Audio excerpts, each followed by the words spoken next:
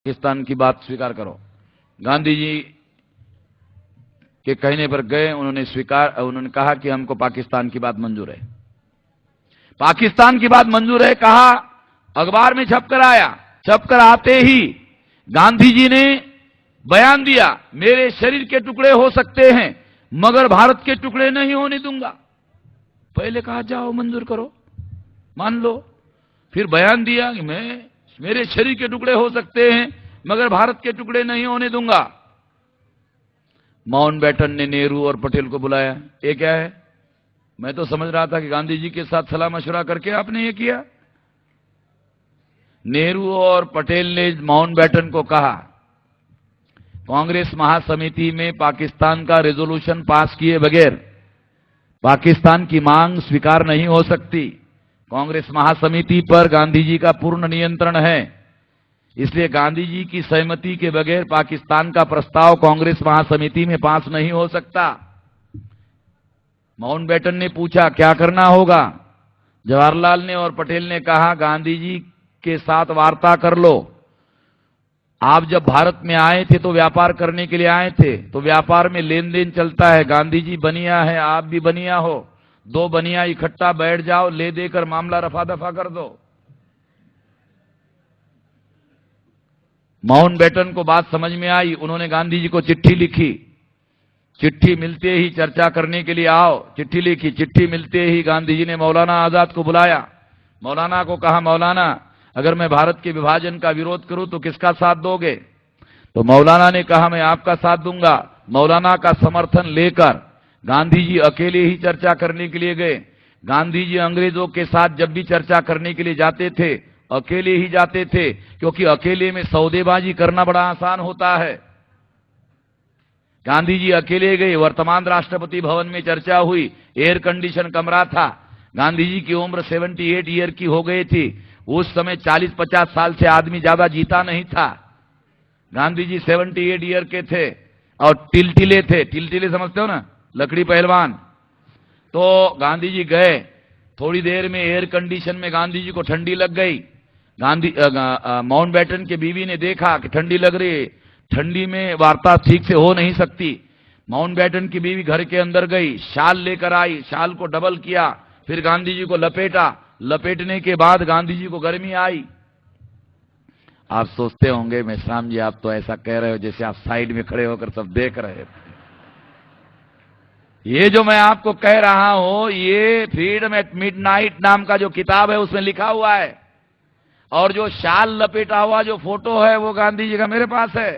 Partition का जब किताब मैं लिख रहा हूं उसमें फोटो छापने वाला हूं, वो आपको भी देखने को मिलेगा। तो इस तरह से गांधी जी और माउंटबेटन की दोनों की सीक्रेट वार्ता हुई, कोई तीसरा आदमी नहीं था। क्या वार्ता हुई दुनिया को पता नहीं। गांधी जी की वार्ता समाप्त हो गई। गांधी जी बाहर आए। बाहर आते ही मौलाना आजाद पहले व्यक्ति थे जो उनकी राह देख रहे थे। मौलाना ने जब आते ही गांधी जी को पूछा, गांधी जी क्या हुआ? गांधी जी ने निर्विकार भाव से मौलाना आजाद को जवाब दिया, भारत के विभाजन का प्रस्ताव स्वीकार करते हुए वापस आ रहा हूं। गांधी जी ने मौलाना आजाद को कहा। मौलाना को बड़ा लगा, अजीब घन चक्कर आदमी है भाई, मेरा समर्थन लिया कि मैं भारत के विभाजन का विरोध करूंगा तो किसका समर्थन करोगे? तो मैंने भारत विभाजन के विरोध का समर्थन किया और मेरा समर्थन लेके उधर अंदर गया और पार्टीशन का समर्थन करके बाहर आ गया। बड़ा घन चक्कर आदमी है। मौलाना आजाद के दिमाग पर उसका बुरा असर पड़ा। उसको चक्कर आते आते गिरते गिरते बचा। मौलाना ने इंडिया विंस फ्रीडम नाम का किताब लिखा, उसमें यह बात उन्होंने लिखी। गांधी जी और माउंटबेटन की जो सीक्रेट वार्ता हुई उसका पहला बाहरी सबूत मौलाना आजाद की किताब में। इससे सिद्ध होता है कि गांधी जी की और मौलाना आजाद की वार्ता पार्टीशन के मुद्दे पर हुई। दूसरी बात, इस मुद्दे पर गांधी जी ने पार्टीशन को स्वीकार करते हुए गांधी जी बाहर आए, ये सबूत अवेलेबल हो गया। अभी मुस्लिम लीग ने पाकिस्तान को नहीं मंजूर किया, अभी कांग्रेस में रिजोल्यूशन पास नहीं हुआ। ध्यान रखो, बहुत अहम बातें हैं। गांधी जी आए, उन्होंने बिरला हाउस में कांग्रेस महासमिति की मीटिंग बुलाई, 157 वर्सेस 15 वोटों से भारत के विभाजन का प्रस्ताव पारित किया। प्रस्ताव की कॉपी माउंटबेटन को भेजी।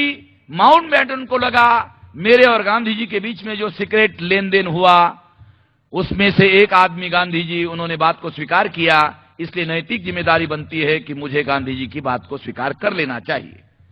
तो गांधी जी की बात को स्वीकार करते हुए माउंटबेटन ने बाबा साहब आंबेडकर को कम्युनिकेट किया कि हम आजाद भारत में ट्रांसफर ऑफ पावर में मुस्लिम, हिंदू और अनुसूचित जाति और जनजाति के लोगों को जो सत्ता में हिस्सेदारी देने का अभिवचन आपको दिया था, उस अभिवचन का पालन करना संभव नहीं होगा। माउंटबेटन ने बाबा साहब आंबेडकर को कम्युनिकेट किया। कम्युनिकेट करते ही बाबा साहब आंबेडकर को समझ में आया कि गांधी और माउंटबेटन के बीच में सौदा हो गया है, इसलिए माउंटबेटन से वार्ता करने का कोई मतलब नहीं था। बाबा साहब आंबेडकर सीधे लंदन गए।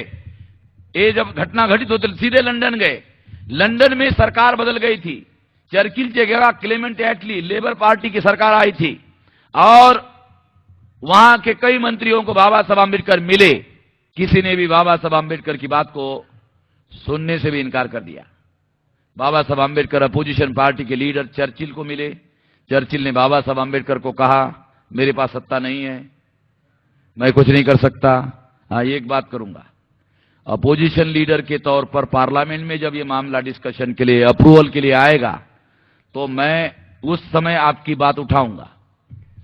चर्चिल ने आश्वासन दिया। बाबा साहब आंबेडकर पीछे वापस आए बॉम्बे।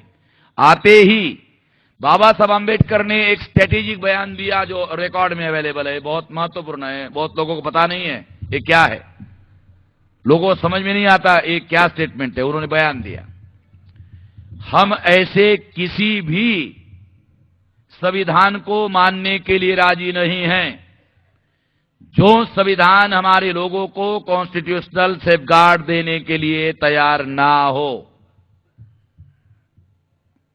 हम ऐसे किसी संविधान को मानने के लिए तैयार नहीं है।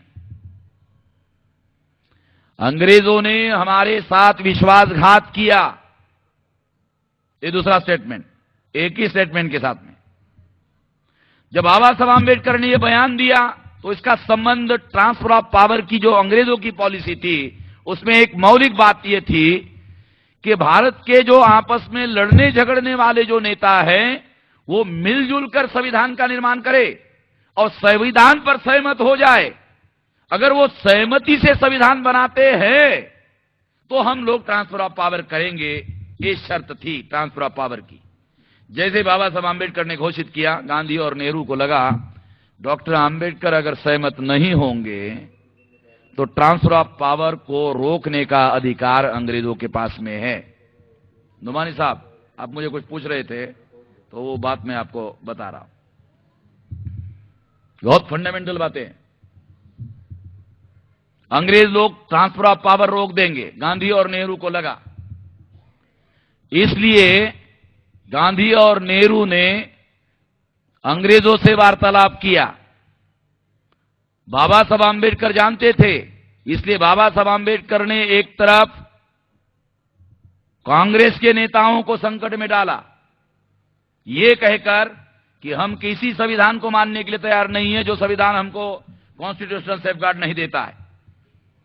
केवल उन्होंने कांग्रेस के नेताओं को ही प्रेशर में नहीं लिया, बल्कि उन्होंने दूसरी बात और की कि अंग्रेजों ने हमारे साथ विश्वासघात किया, इसलिए वो अंग्रेजों के ऊपर भी बरसे।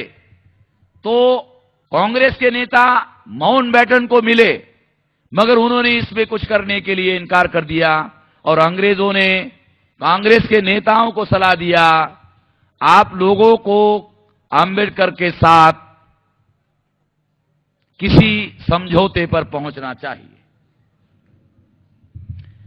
तो क्या करना चाहिए? तीन पार्टी के लोगों ने, अंग्रेज, कांग्रेस और बाबा साहब आंबेडकर ने मिलकर, इसमें अंग्रेजों का थर्ड पार्टी का मेजर रोल था, और इस तरह से थर्ड पार्टी के रोल के अंतर्गत बाबा साहब आंबेडकर को समझौता करने के बजाय कॉन्स्टिट्यूशनल जो ड्राफ्टिंग कमेटी थी, उस ड्राफ्टिंग कमेटी का चेयरमैन बनाया गया, ये सोचकर कि डॉक्टर आंबेडकर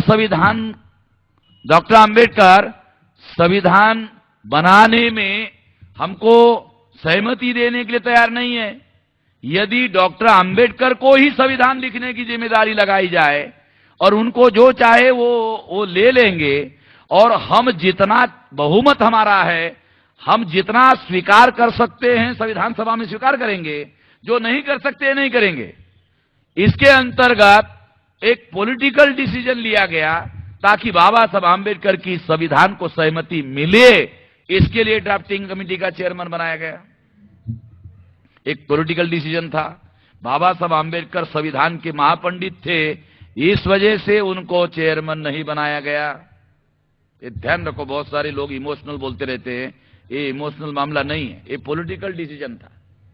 और इसके अंतर्गत ड्राफ्टिंग कमेटी का चेयरमैन बनाया गया और बाबा साहब आंबेडकर ने 395 आर्टिकल का संविधान लिखा। वो संविधान आपके सामने है। मगर मैं आप लोगों को जो बात बताना चाहता हूं, और एक महत्वपूर्ण बात है, गांधी जी ने रेजोल्यूशन की कॉपी माउंटबेटन को भेजी और माउंटबेटन ने बाबा साहब आंबेडकर को कम्युनिकेट किया। तो गांधी जी और माउंटबेटन के बीच में गुप्त वार्तालाप में जो सौदेबाजी हुई थी, वो गुप्त वार्तालाप क्या था, उसका कोई दस्तावेजी एविडेंस नहीं है। मगर पार्टीशन पर वार्ता हुई, इसके दस्तावेज है। पार्टीशन को गांधी ने स्वीकार किया, इसके दस्तावेज है। इसका मतलब है स्वीकार करने के संबंध में माउंटबेटन और गांधी जी के बीच में वार्तालाप हुआ। अब क्या हुआ होगा, मैं अपनी कल्पना से, थोड़ा कल्पना का सहारा लेता हूं। बहुत बार सबूत जब मिलते नहीं हैं तो कल्पना का सहारा लेकर सबूत खड़े किए जा सकते हैं। क्या देखता हूं, आपको समझाता हूं, आपको भी समझ में आएगा, ऐसा हो सकता है। गांधी जी को जब लेटर लिख के बुलाया गया, गांधी जी गए, और गांधी जी को जब गर्मी आई तो गांधी जी ने माउंटबेटन को पूछा होगा, बताइए